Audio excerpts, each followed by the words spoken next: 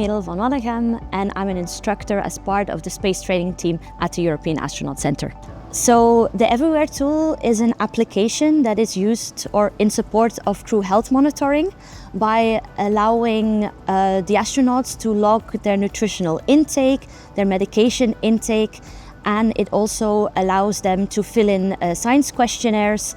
and to send medical messages. The EveryWear application was originally developed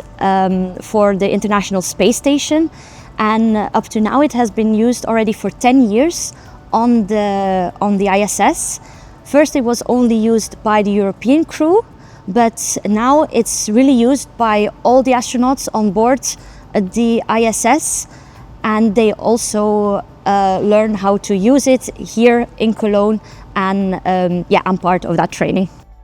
So what I do as an instructor is that we teach the crew on how to use the application and give them some tips and tricks for during their mission. To travel to Houston, it was an amazing experience, especially because it's very unique to be able to teach the first crew traveling back to the moon since the 70s.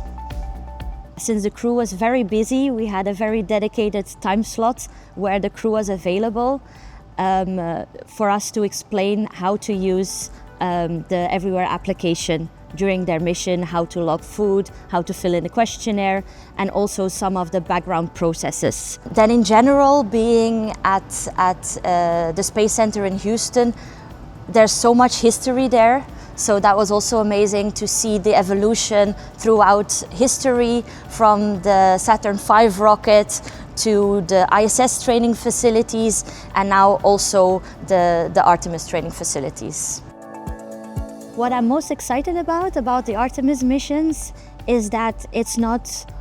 only an American affair anymore, but it's really a collaboration also with Europe, Canada and other nations, and I think it's very nice, and I hope in the future that also a European astronaut will get the opportunity to fly to the moon. I'm very happy that there's